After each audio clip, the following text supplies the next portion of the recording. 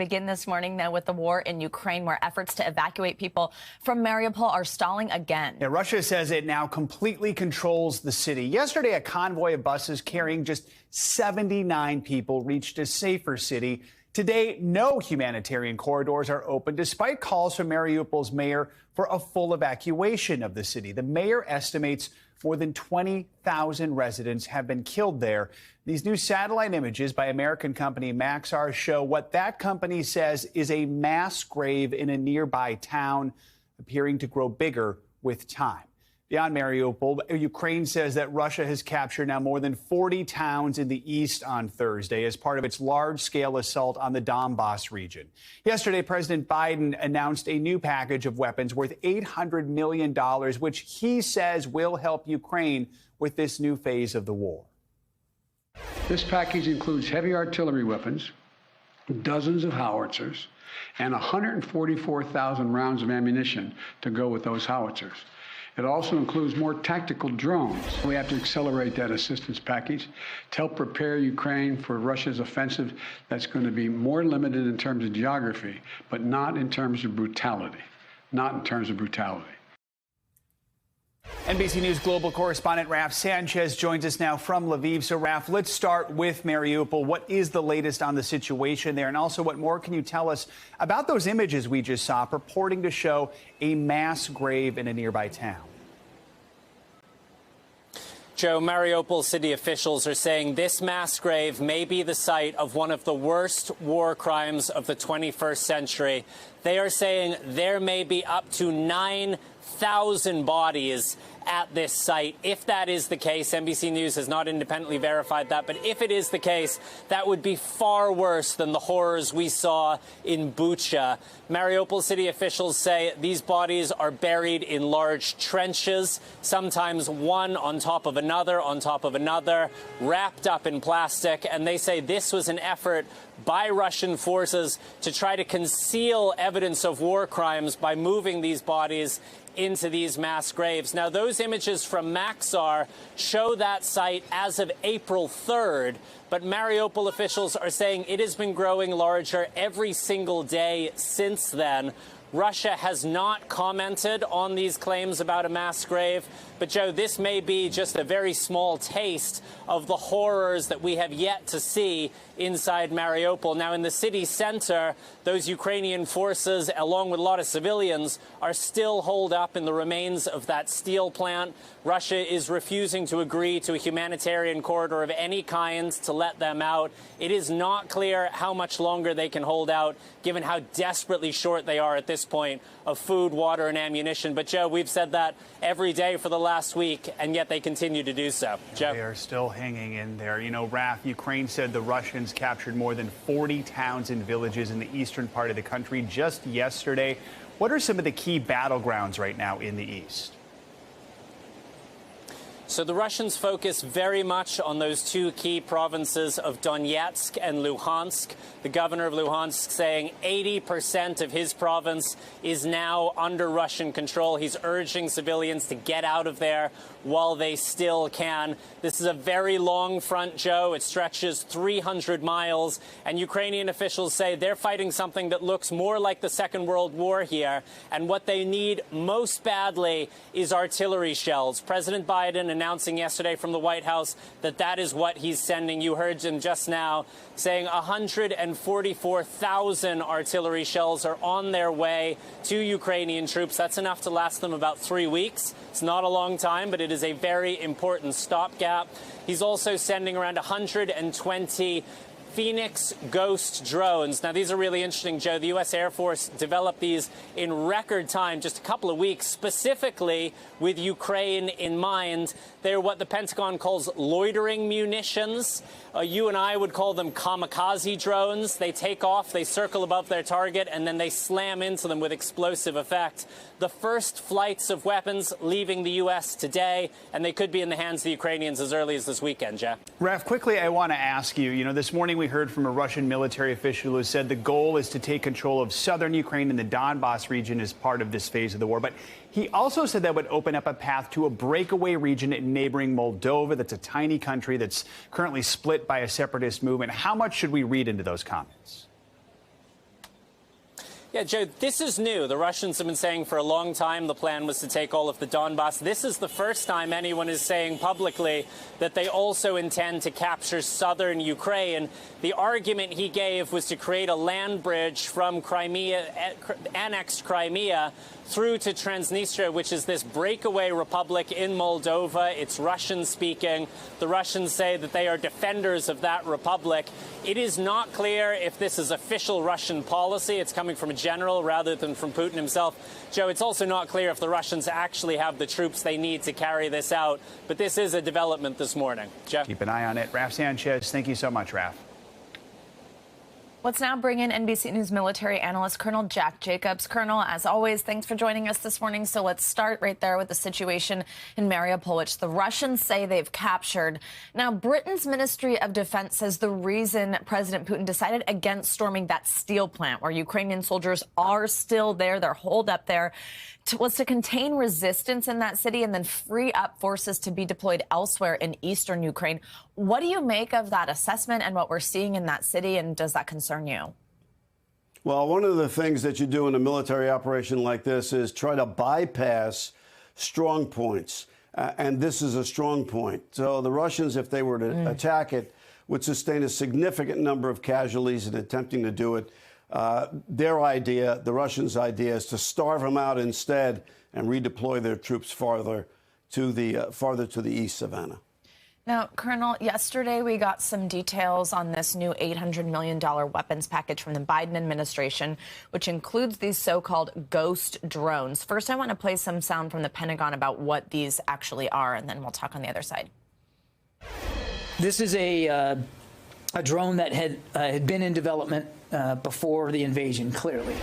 We believed that this particular system would very nicely suit their needs, particularly in eastern Ukraine. This unmanned aerial system is designed for tactical operations. In other words, largely but not exclusively to attack targets.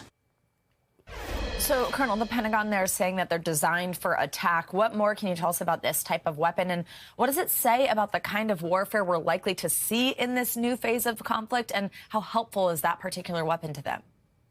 Well, some people call these kamikaze drones because they can slam into targets they've identified. They're manipulated from elsewhere, from remote locations. They have the capability to see targets and use the intelligence we give to the Ukrainians to good effect. Don't forget that when the Russians attack, they have to first mass in tanks, in infantry formations, in assembly areas. These are perfectly suited to attack those Russian formations before the Russians attack, when the Russian formations are already massed in concentrated areas. And that's why they're perfectly suited for this kind of warfare, which, as you mentioned earlier, looks more like World War II than it does like any contemporary conflict. One of the things that we're sending to the Ukrainians that was eluded, it's worth remembering, is counter-battery radar. It's radar that we give to the Ukrainians that's capable of assessing exactly where enemy artillery, Russian artillery, is coming from, and to fire back at it with precision very, very quickly and destroy the Russian capability to support their troops with artillery fire. That may make the difference in the battle for the East, Savannah. And, Colonel, quickly, I do want to ask you something we heard from Raf a little bit earlier about these gains the Russians are making in eastern Ukraine. President Zelensky seems to think these captures will only be temporary, and officials there say they could regain that territory. Is that realistic, in your opinion? And how much more difficult will that be compared with what we saw in and around Kyiv, for example? Well, the terrain here is very much different, obviously, than in built-up areas, wide open terrain, suited for attacks by tanks, which the Russians have lots more of, and support by artillery. Still, we're sending lots of anti-tank weapons, both the Javelins and the Bofors weapons that are being provided by the United Kingdom to the Ukrainians. They may make short work of the Russian tank formations, and it will enable the Ukrainians to counterattack if they have the kind of sufficient support we've been talking about. But as we mentioned earlier, there's only about 3 weeks worth of artillery ammunition that we're sending. We've got to get, if we expect the Ukrainians to be able to counterattack and defend, to say nothing of counterattacking, we're going to have to send lots more ammunition and lots more artillery and anti-tank weapons. All right, Colonel, thank you so much. We appreciate your time this morning. Sure. You bet. This morning, questions about the status of mask mandates are causing more and more confusion across the country. Several cities are grappling with how to move forward with regulations now that a federal judge has put a stop to mask requirements on public transportation. Los Angeles is the latest city to confirm it will continue to require masks on public transportation, citing the CDC's latest guidance. On the other hand, Philadelphia quickly praised for its decision to reinstate its indoor mask mandate just days ago. Well, it's now dropping the policy because of a decrease in COVID cases. But overall, COVID cases are rising across the country, up nearly 23% in just the last 2 weeks. But in that time, COVID-related deaths have dropped 33%, which health experts call a good sign. Let's bring in our health expert. NBC News senior medical correspondent Dr. John Torres joins us now for more on this. So, Doctor, let's talk about Philadelphia walking back that mask mandate a mere days after it went into effect. Are these mandates effective anymore? As a society, how can we best navigate these COVID waves? And, Joe, I do think they're effective because they're effective and they take effect when something like this happens. Cases go up, hospitalizations go up. We need to get things under control, but just for a limited time period, a few weeks. And what you're seeing in Philadelphia is even though the mask mandate just went into effect this Monday and they've already rescinded that, they actually made the announcement a week before and gave everybody a week time to get ready for that. I think in the future they might say, let's shorten that time a little bit because cases are going up. We need to control those. Once those start coming down, then we know it's okay to go ahead and open things up again. And as far as mass confusion, you're right. This is something that's going to be going on for the next few weeks, if not the next few months. And my best advice is just to carry your mask with you because you might be going to an airport. You might be going to a certain area that requires masks. Other areas don't. So those could change back and forth. Just keep it handy, Joe. And we've learned the rules can change very quickly in some places and sometimes. I want to ask you about vaccines. A recent NBC News report says the FDA could be authorizing that vaccine for kids under 5 by June. Now, we've been here before. How likely is it that this goes through this time? And why is a vaccine for these younger kids so important? So starting with that last question, the vaccine is important because this is the one group that is still unprotected because they cannot get a vaccine at this point. And it's one group we know can be vulnerable. Although they're not as vulnerable as the elderly, they still can have issues from COVID. We want to make sure we take care of that. And what we found out is Pfizer, for example, they tested 2 doses, found out that didn't work, went back to the drawing board, said, let's test 3 doses. Moderna found out their doses aren't as effective at preventing illness, but they seem to be pretty good at preventing that serious illness and hospitalizations and deaths. And so that's the important thing. And now they're both looking at submitting their data for emergency use authorization in June. We think possibly as early as June 1st. And we've seen this before where it goes through its 4 steps to get authorized. And that can usually happen over a week or 2-week time period. So it's possible by mid-June, late June, that these are effective, these are approved, these are authorized, and children can start getting these vaccines, which could certainly help, Joe. Yeah, absolutely. And it's a process we've grown quite accustomed to. So, all right, Dr. John Torres, thanks so much. Appreciate it. You bet.